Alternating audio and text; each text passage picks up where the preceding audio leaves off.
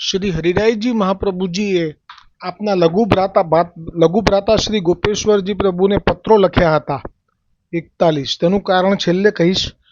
આજે પત્ર 34માં જે અધૂરો હતા આગળ, તેમાં ત્રીજા શ્લોકથી 3, 4 અને 5 શ્લોક આવશે. ત્રીજો શ્લોક સંસ્કૃતમાં મૂળ શ્લોક તત્ર સાયુજ્ય સંબંધો ન લોભામૃત સેવનમ મુખારવિંદ ભક્તો તુ સાક્ષાત તત્સેવનમ મતમ. શબ્દાર્થમાં શ્રી ગોપેશ્વરજી કહે છે કે હરિરાયજી એમ કહેવા માગે છે કે મર્યાદા ભક્તિ જે છે, ચરણારવિંદની ભક્તિ, ભગવાન વિષ્ણુની, જગન્નાથજીની, દ્વારિકાધીશજીની, પંઢરપુરના વિઠ્ઠલનાથજીની, તે ભક્તિમાં કરનારા ભક્તોને સાયુજ્ય સંબંધ છે. એટલે કે જે એમની જે 4 પ્રકારની ભક્તિ કહી છે, સારૂપ્ય, સાલોક્ય, સામીપ્ય અને સાયુજ્ય, તે પ્રાપ્ત થાય છે. પણ લોભાત્મક અધરામૃતનું સેવન નથી. એટલે કે જે ભગવાનને પતિભાવથી ભજે અને પછી જે પતિ પત્નીને અધરામૃતનું દાન કરે પોતાના બાહુપોષમાં જકડીને, એવું આ મર્યાદા માર્ગીય જે છે પ્રભુ, એમાંથી એ પ્રસાદનું સેવન થઈ શકતું નથી, અધરામૃતનું પાન થઈ શકતું નથી. જ્યારે મુખારવિંદની જે ભક્તિ છે પુષ્ટિ માર્ગની, તેમાં તે શ્રી વ્રજના રસો વૈસહ શ્રી કૃષ્ણ જે તે ભાવથી જ્યારે તાપ થાય તો આપની કૃપાથી આપ જ્યારે ઈચ્છે ત્યારે તે દાન કરે છે. તેથી તેમાં તે સેવન શક્ય થાય છે. વિવેચન: મુખારવિંદની એટલે પુષ્ટિ ભક્તિ અને ચરણારવિંદની એટલે મર્યાદા ભક્તિ. એ બંનેમાં બહુ ભેદ છે. ચરણાત્મક મર્યાદા ભક્તિથી સાયુજ્ય સુધીની મુક્તિની પ્રાપ્તિ થઈ જાય છે, જેમાં લોભામૃત, અધરસુધા અને ભગવદ પ્રસાદનું સેવન થતું નથી. જ્યારે મુખારવિંદની ભક્તિ તો પ્રભુની સાક્ષાત જ સેવારૂપ છે. ત્યાં સાક્ષાત પ્રભુના સ્વરૂપાનંદનો અનુભવ થાય છે. તેથી મુખારવિંદ રૂપ પુષ્ટિ ભક્તિ સર્વોપરી છે અને ધર્મરૂપે ચરણાત્મક એટલે કે મર્યાદા ભક્તિ છે, તેનાથી મર્યાદા ભક્તિ જે છે તે પુષ્ટિ ભક્તિથી ઉતરતી છે. આ પ્રકારે બંનેમાં બહુ મોટો તફાવત છે. એટલે આ પહેલા ત્રીજા શ્લોકમાં કહ્યું એમાં અધરામૃતનું તો આવી ગયું શબ્દાર્થ વખતે જ. પછી જે કહ્યું તેમાં આ જે મર્યાદા માર્ગની ભક્તિ છે એમાં તમે પોતે જાતે કોઈ પણ, જેમ કે આરોગાવાની સેવા છે તો એ તમે ના કરી શકો, ત્યાં બ્રાહ્મણ જ કરી શકે. મંદિરમાં જે તે સ્થિત હોય તેને નિયુક્ત કર્યો હોય, જે વેદ શાસ્ત્રોક્ત રીતે બધા નિયમોનું પાલન કરનારો હોય. જ્યારે પુષ્ટિ માર્ગમાં તો સાક્ષાત શ્રી કૃષ્ણચંદ્ર પ્રભુ બિરાજી રહ્યા છે. એ તો કોઈ બ્રાહ્મણના હાથનું લેતા જ નથી. એ તો જે અનન્ય થઈ અને શરણે આવે છે અને પછી બહુ જ વિનંતી કરે ત્યારે જ મહાપ્રભુજીની કૃપાથી તેને તે ઠાકોરજીને આરોગાવાની સેવા પણ સહજ પ્રાપ્ત થઈ જાય છે. એ રીતે બધી જ સેવાઓ ગણવી. પછી ચોથો શ્લોક: એતાદકફલિકા ભક્તિર્ભવેત ક્વેકલ પુષ્ટિતઃ તત્રાપી મુખ રૂપાસ્મદાચાર્યનુગ્રહાત પુનઃ. શબ્દાર્થ: લોભાત્મક અધરામૃતના સેવનરૂપ ફળને સિદ્ધ કરનારી મુખારવિંદની ભક્તિ કેવલ પુષ્ટિથી થાય છે. જેવી રીતે હમણાં જે પ્રસંગો ગયા 252 વૈષ્ણવમાંથી 185, 86, 87, એમાં પરમેશ્વરી, બ્રહ્મિતા અને સહોદરી, આ 3 દ્વારકા લીલામાં હતી. પણ ત્યાં એમને એમ હતું કે આ જ સર્વોપરી ભક્તિ છે અમારી, બહુ જ ઊંચી ભક્તિ છે, આનાથી ઉપર કંઈ છે જ નહીં. અમે એવા સ્થાનમાં છીએ કે નિત્ય અમને ભગવાન દ્વારિકાધીશજીના દર્શન થઈ જાય છે. એનાથી વધારે સુખ શું હોય? જ્યારે જ્યારે પણ અમને ઈચ્છા થાય ત્યારે અમે રૂકમણીજીને મળવાનું બહાનું બનાવીને, અને સત્યભામાની હોય પેલી સખી જે હતી એ ભ્રમિતા કે સહોદરી, હા સહોદરી, તો એ સત્યભામાને મળવાના બહાને પહોંચી જાય અને અમે દર્શન કરી લઈએ છીએ. એવું સમજતી હતી કે આ જ ઉત્તમ છે, આનાથી ઉપર કશું નથી. પણ અહીંયા તો કહે છે કે બહુ તારતમ્ય છે, એટલે કે આ બે ભક્તિ જે છે, પુષ્ટિ ભક્તિ અને મર્યાદા ભક્તિ, એમાં બહુ તફાવત છે. એમ કે જે દ્વારકા લીલામાં પછી જાણ્યું આ લોકોએ કે ના, જેમ કે પેલી પરમેશ્વરીએ જ્યારે જાણ્યું દ્વારિકાધીશ અને રૂકમણીજી વચ્ચે સંવાદમાં કે કુમારિકાઓને તો આવું સુખ આપી દીધું પુષ્ટિ પુરુષોત્તમે, તો તેથી તેનું મન પુષ્ટિમાં બળી ગયું અને એણે અન્ન જળ છોડ્યા અને દ્વારિકાધીશજીએ યમનાથજીનો આશ્રય કરવાનો કહ્યો અને દ્વારિકાધીશજી આજ્ઞા કરી એટલે યમનાથજી ત્યાં પ્રગટ થયા દ્વારકામાં અને એનો મનોરથ પૂરો કર્યો. એક ગુજર કે બેટે કી બહુ થઈને જન્મી 185ની વાર્તામાં. પછી જે આ ભ્રમિતા છે એ પણ રૂકમણીજીની જે હતી પેલી વિમળા એની સખી હતી. એ જ્યારે ચંદન તલાવડી પાસે જે રાસ થયો અને એને કહ્યું રૂકમણીજીએ કે જાઓ તમે જુઓ તો ખરા રાસમાં અવાજ આવે છે, આટલો બધો ગોપીઓ ક્યાંથી આવી, આપણે તો ગયા નથી. અને આ બધા ગયા પાછલા રસ્તેથી અને જઈને જોયું તો આ તો ઠાકોરજી તો બધાની સાથે રાસ કરી રહેલા.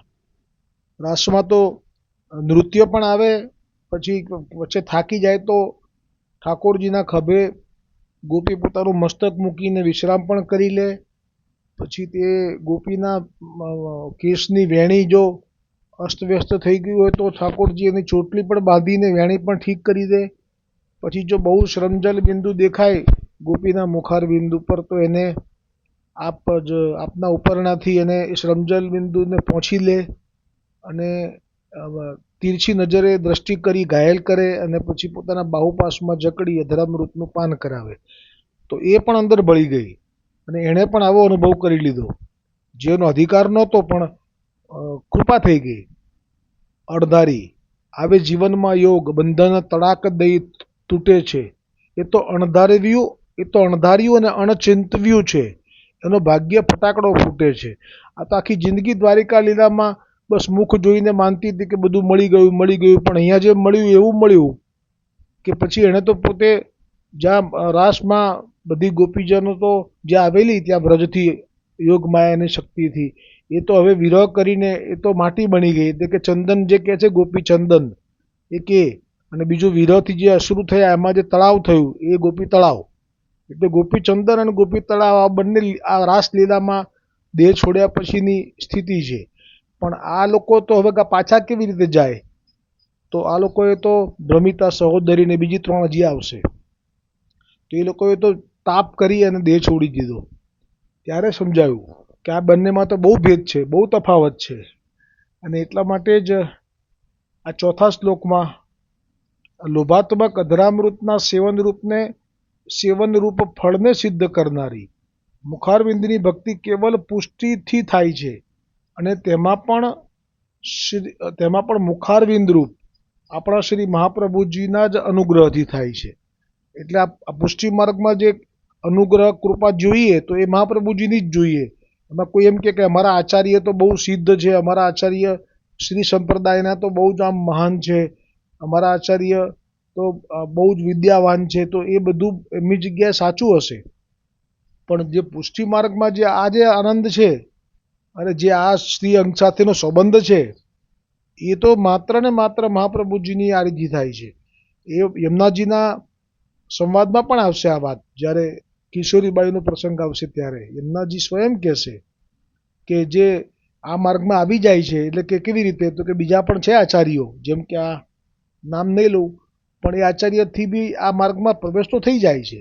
અરે ભાગવતજીમાં જ પ્રસંગ આવે ને કે જે ધંધુકારીનો મોક્ષ થયો અને પછી જે વિમાન આવ્યું એટલે બધાએ કહ્યું કે ભાઈ કથા તો અમે પણ સાંભળી, તો કહ્યું એ પાર્ષદો જે વિમાન લેવા આવ્યા હતા વિમાનમાં, એમણે કહ્યું કે એમણે પણ ધંધુકારીને તો તાપ થયો હતો અને આ કથામાં એણે એક ચિત્તથી સાંભળીને પછી રાત્રે મનન કરી આખી રાત, એટલે 7 દિવસ આવી રીતે કર્યું, એટલે એના માટે વિમાન આવ્યું હતું. તમે લોકોએ પણ સાંભળી, પણ તમારું ચિત્ત તો લૌકિકમાં પણ જતું રહેતું હતું. તમને એમ જ હતું કે અમારે ક્યાં એમ કે આ સંસારમાંથી છોડીને ક્યાંય જવાનું છે, પણ હવે તમારો મનોરથ થયો છે જો જવાનો ગોલોકધામ, તો પછી તમે હવે ફરીવાર કથામાં આવી રીતે સાંભળજો કે અમારે જવું જ છે, તો તમારા માટે વિમાન આવશે. તમારા માટે તો ભગવાન પોતે પણ ઉતરશે નીચે.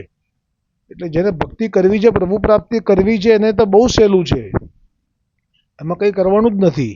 આ વાત પ્રહલાદજીએ કરેલી છે પોતાના રાક્ષસ મિત્રોને, બાળ સખાઓને, કે પ્રભુને ભજવા એટલે સાવ સહેલા, બાકી બધું અઘરું. આ ધ્રુવજીનું જે ચરિત્ર છે એ આપણને એમ થાય કે કેટલું કષ્ટ કર્યું એમણે, કે ભાઈ પહેલાં તો એમણે અન્ન છોડ્યું, પછી પેલા ફળ પણ છોડી દીધા, પછી જળ પણ છોડી દીધું, પછી વાયુ પણ છોડી દીધું, પછી એક પગ પર ઊભા રહ્યા. અરે પણ આ બધું તો અર્થ માટે હતું, એટલે કે એવો લોક જોઈતો હતો કે જે પિતા કરતાં પણ ઊંચો હોય. અર્થ માટે તો બહુ બધું કરવું પડે, પણ જો એટલે એમાં અર્થ પ્રકરણ એવું નામ આપ્યું. ખરેખર તો પ્રભુને ભજવા એટલે સાવ સહેલા. એમને તમે યાદ કરો ને એમ ઈચ્છો કે અમારે આ ભાવથી ભજવા છે તમને, જે ભાવ હોવો જોઈએ અંદર, તો પછી તરત જ એ તો હાથ પકડી લે, ને પછી એને સંસારમાં કંઈ હવે બંધન કે કોઈના ઉપર આધાર ના રહે. એટલા માટે જ આજે શ્લોકમાં કહ્યું કે મહાપ્રભુજી વલ્લભાચાર્યજીના અનુગ્રહથી થાય છે. એટલે બધાના મુખ્ય જુદા જુદા છે. મેં ગઈકાલે જ કહ્યું ને કે પરળ બ્રહ્મ તો એક છે, પણ સ્વરૂપ જુદા જુદા છે. રામ દુવારે તુમ રખવારે હો તના આજ્ઞા બીનું પેસારે. એટલે જ્યાં સુધી રામજીને સુધી પહોંચવું હોય તો હનુમાનજી વચ્ચે તમને એ મુખ્યા તરીકે એમને તમારે કૃપા એમની મેળવવી પડે, તો તમે રામજીના દરવાજા સુધી પહોંચી શકો. એ ત્યાં ઊભા હોય છે બહાર. એવી રીતે શિવ જે રામ ભગવાન છે એમણે શિવજીની આરાધના કરી, અને શિવજી કહે છે કે ના, રામ મારા ઈશ્વર છે. એટલે રામેશ્વર જે નામ છે શિવલિંગનું, એમાં પણ આ બે ભાવ છે. હજી પણ કોઈ નક્કી નથી કરી શક્યું કે રામેશ્વરનો અર્થ રામના ઈશ્વર શિવ, કે રામ જેના ઈશ્વર છે શિવના એ રામ, એ રામેશ્વર. એટલા માટે જ, અને આમે પણ વેદમાં જે જાણે જે મર્યાદા માર્ગના નિયમો એ કહે છે જ કે શિવની ભક્તિ વિના ભગવાન વિષ્ણુની ભક્તિ પ્રાપ્ત થઈ શકતી જ નથી, કારણ કે એકબીજા વગર એમને ચાલતું નથી અને એકબીજાના પૂરક છે. એવી રીતે પુષ્ટિ માર્ગમાં એ જ પરળ બ્રહ્મ સાક્ષાત સ્વામિનીજી છે, અને સ્વામિનીજીની કૃપા થાય ને તો જ આ પુષ્ટિ માર્ગમાં જે અધરામૃતનું ફળ છે પ્રાપ્ત થઈ શકે. એટલે તો જો ગુસાઈજીએ પણ સર્વોત્તમજી પ્રગટ કરીને કહ્યું કે નિસંશય તમને અધરામૃતની પ્રાપ્તિ થશે જો સર્વોત્તમનો પાઠ કરશો તો. એટલે સર્વોત્તમના પાઠમાં જે મહિમા છે એ મૂળ તો મહાપ્રભુજીનો જ છે. એટલે ગુસાઈજીએ જે કહ્યું છે સર્વોત્તમજીમાં, એનો અર્થ જ એવો થાય. અને અહીંયા પણ કહ્યું હરિરાયજીએ ગોકુલનાથજીના પ્રેરણાથી, એનો પણ અર્થ એ જ થાય કે પુષ્ટિ માર્ગ એ મહાપ્રભુજીથી છે, એટલે મહાપ્રભુજી એમને જ મુખ્ય ગણવા. પછી તમે એમના બાળકોને પણ મહાપ્રભુજી કહીને ભજો તો એ તમારી ભૂલ કહેવાય, એમાં બીજા કોઈ શું કરે. મહાપ્રભુજીને જ મુખ્ય, ગુસાઈજીએ જ કહ્યું ને, નહીં તો ગુસાઈજીએ ના કીધું હોત કે તમે તારે બધાને ભજો, એક જ છે બધું, એક જ કહેવાય, એવું ના કીધું ક્યાંય બી.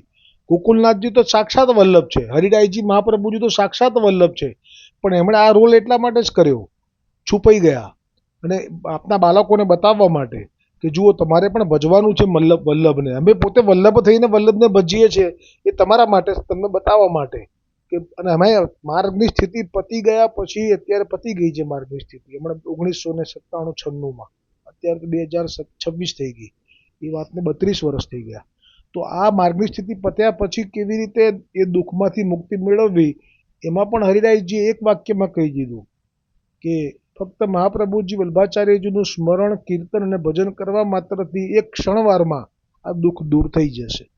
એટલે અત્યારે કોઈ મોટા ઉપાડા માથે ના લે અને આમ કરી નાખું, તેમ કરી નાખું, એવી રીતે ખોટા ફૂંફાડા ના મારે, અને પોતાના પિતાને એમ ના કહી દે કે તમે તો જ્યાં હતા ત્યાંના ત્યાં જ છો, જો અમે તો ક્યાંય પહોંચી ગયા. આવું બધું ના કરાય. એના કરતાં તો સીધે સીધું હરિરાયજીએ બતાવેલું માર્ગદર્શન કે માર્ગની સ્થિતિ પૂરી થયા પછી સેવા હોય તો ભલે કરો, ના હોય તો મહાપ્રભુજી વલ્લભાચાર્યજીનો આશ્રય લઈ લો, એમનું સ્મરણ કરો, એમનો દ્રઢ આશ્રય કરો, સત્સંગ કરો. બસ આનાથી વધારે કંઈ નથી કરવાનું. કરવાનું આવે ત્યારે માથું ખંજવાળે, પછી આપણે કહેવું પડે કે માથામાં જૂતને કરડે રે, આમ કરી નાખું ને તેમ શેક્યો પાપડ ભાંગાતો નથી. આ માર્ગમાં સાધનથી કશું વળ્યું નથી, વળવાનું નથી. કેટલી બધી વખત આવે છે, તોય સાધન કરવાનું, તોય સ્કૂલમાં દાન આપવાનું, તોય V2 સંસ્થાની અંદર વૈષ્ણવના ઉત્થાન નિમિત્તે ઉદ્યોગપતિઓને ભેગા થઈને બધા દ્રવ્યો ઉપાર્જન કરી રહ્યા છે, બહુ સેવા કરી રહ્યા છે, બહુ સેવા કરી રહ્યા છે. ઉપરથી વૈષ્ણવો જે સાધારણ છે, બચારા ઘરે ઠાકોરજીની સેવા કરે છે, એમને સાથે લઈ જાય પોતાની યાત્રામાં અને 1 રૂપિયો ના લે એમ કરીને બધી એમની સેવા પણ આ લોકો લઈ જાય છે. હદ થઈ ગઈ આ તો. કોઈ દિવસ કોઈનું મફતનું કોઈ દિવસ 252 જોજો કે જે વૈષ્ણવ પાસે નિષ્કિંચનપણું હશે ને એ કોઈ દિવસ એમને નહીં લે પ્રસાદ. કેટલી બધી સેવા કરશે એની પરચારગી, જેને કહેવાય કે નોકર કરે એવી સેવા કરશે. કેમ કરશે? પોતાની ભક્તિનો સોદો ના થઈ જાય. જે દિવસે પુષ્ટિ ભક્તિ માર્ગ નભે નહીં એ રીતે જો લોકોનું લેવા લાગે તો સાવ ખાખી બંગાળી થઈ જશે. શું આનંદ રહેશે જીવન જીવવાનો? અને આ રીતે આ જે 4થો શ્લોક છે એમાં કહ્યું સ્પષ્ટ શબ્દોમાં કે આ જે ભક્તિ છે એ આપણા મહાપ્રભુજી વલ્લભાચાર્યજીના અનુગ્રહથી જ થાય છે, અન્ય કોઈનાથી નહીં. હવે આવે છે 5મો શ્લોક, આજનો છેલ્લો, અને તેમાં કહે છે કે અત એદ ભક્તિ મધી નિષિવદાચાર્ય સંશ્રય પ્રથમમ સર્વથા કાર્યસ્તત એવાખિલમ ભવેત. શબ્દાર્થ: તેથી એ મુખારવિંદની ભક્તિવાળાઓએ પ્રથમ શ્રી મહાપ્રભુજી વલ્લભાચાર્યજીનો આશ્રય સર્વથા કરવો જોઈએ. જો અત્યારે કોણ કહે છે? આ હરિરાયજી મહાપ્રભુજી. તો હરિરાયજી મહાપ્રભુજી તો સાહેબ સાક્ષાત પોતે પણ મહાપ્રભુજી છે, પણ ગૂઢ સ્વરૂપે છે. એટલે આપ એમ કહે છે કે ના, અમે તો એમના વિઠ્ઠલનાથ જે પુત્ર છે, એમના જે અમારા ગોવિંદરાયજી પુત્ર છે, એમના અમે કલ્યાણરાયજીના પુત્ર થઈએ એમ કરીને કહે છે. તો પણ આમાંથી કોઈનું નામ ના લીધું, કેમ કે બધા કોણ છે? અસાધારણ છે. મહાપ્રભુજીના પુત્ર તો વિઠ્ઠલનાથ છે, તો એમનું પણ નામ નથી લીધું. બીજાનું નામ તો ક્યાં આવે? કેમ? તો કે આ માર્ગ જ મહાપ્રભુજી વલ્લભાચાર્યજીથી છે. એટલે આશ્રય કોનો કરવાનો કીધો? તેથી મુખારવિંદની ભક્તિવાળાઓએ એટલે કે પુષ્ટિ ભક્તિવાળાઓએ પ્રથમ પહેલા શ્રી મહાપ્રભુજી વલ્લભાચાર્યજીનો આશ્રય સર્વથા કરવો, તેથી જ સર્વ સિદ્ધ થાય છે. હવે વિવેચનમાં કહે છે એ મુખારવિંદની ભક્તિનું સાધન એક મહાપ્રભુજી વલ્લભાચાર્યજીનો આશ્રયથી જ થાય છે. તેથી પ્રથમ તે કાર્ય કર્તવ્ય છે. શ્રી વલ્લભાચાર્યજીને શરણે આવી નામ નિવેદન કરીને, નામ નિવેદન એટલે વળી કહી દઉં પાછું, નામ એટલે અષ્ટાક્ષર મંત્રોનું દાન પ્રાપ્ત કરીને, અને નિવેદન એટલે બ્રહ્મસંબંધ મંત્રોનું દાન પ્રાપ્ત કરીને, પછી પોતાના મનમાં એમના એટલે કે મહાપ્રભુજી વલ્લભાચાર્યજીના ચરણ કમલનો આશ્રય કરવો. હા, તમને કોઈ બાળક એમ કહી દે, જેવું મને કીધેલું કે યાહી મેં ગોકુલ, યાહી મેં યમુના, યાહી મેં વલ્લભ, યાહી મેં વિઠ્ઠલ, તો એ બિલકુલ રોંગ, સાવ ખોટું. અહીંયા સ્પષ્ટ કહી દીધું કે પછી પોતાના મનમાં મહાપ્રભુજી વલ્લભાચાર્યજીના ચરણ કમળનો આશ્રય કરવો. આ આશ્રય વિના અન્ય કોઈ પણ સાધન મુખારવિંદની ભક્તિમાં નથી, નથી અને નથી. તો આ જે કોઈ પણ પત્રો છે એ હરિરાયજી મહાપ્રભુજીએ આપના લઘુભ્રાતા ગોપેશ્વરજીને પ્રભુને સંબોધીને જ આપે આ રચેલા છે. અને એમાં એમનો ભાવ એવો જ હતો કે લઘુભ્રાતા ગોપેશ્વરજી પ્રભુના ઘરમાં કોઈ લૌકિક કષ્ટ આવવાનું હતું, નાની વયમાં બહુજી મહારાજનું લીલામાં પધારવાનું થવાનું હતું, અને માથે જે વિઠ્ઠલનાથજીની સેવા પરંપરામાં પ્રાપ્ત થયેલી છે તે સેવામાં વિક્ષેપ પડવાનો હતો, અને ઠાકોરજીને શ્રમ પડવાની શક્યતા આપે ત્રિકાળ દ્રષ્ટા હોવાથી જાણી લીધેલી. અને તેથી જ આપે ઠાકોરજીના સુખ માટે આપના લઘુભ્રાતાની વહુજીના શોકમાંથી મુક્ત કરવા અને ઝડપથી ચિત્ત સ્થિર થઈ જાય સેવામાં, અને વળી અલૌકિક લાભ પ્રાપ્ત થાય અને ઠાકોરજીનો શ્રમ નિવારણ થાય, એટલે જ આપે આ પત્રોની રચના કરેલી. પરંતુ ગોપેશ્વરજી પ્રભુ તો આપ ખૂબ સાક્ષાત દાદાભાઈ જેમના હરિરાયજી હોય એટલે કેટલા એ આપ તરત જ એને પામી ગયા, તરત જ આપનું ચિત્ત સ્થિર થયું, સેવામાં નાયા સમય થતાં જે સૂતક પછી અને આપે જાણ્યું કે આમાં તો સમસ્ત વલ્લભકુલ બાળકોનું સમાધાન છે. તેથી આપે શ્રમ લઈને એ શ્લોક તો આપે પામી લીધા, તો શા માટે આપે એનો અર્થ અને વિવેચન પ્રગટ કર્યો? તો એ વૈષ્ણવો માટે નહીં, વૈષ્ણવો માટે 84,252, પણ આ આચાર્યકુલ બાળકો માટે પ્રગટ કર્યા અર્થ અને વિવેચન. છતાં આપણે લાભ લઈશું વૈષ્ણવો, કારણ કે આપ તો બધા વલ્લભકુલ તો સર્વસમર્થ છે, અને સમર્થનો કોઈ દિવસ કોઈ દોષ હોય એ 64 પ્રકારના દોષ ખાલી વૈષ્ણવોને હોય. હરિરાયજી મહાપ્રભુજી કી જય હો, ગોપેશ્વરજી પ્રભુજી કી જય હો, સમસ્ત વલ્લભકુલ પરિવાર કી જય હો.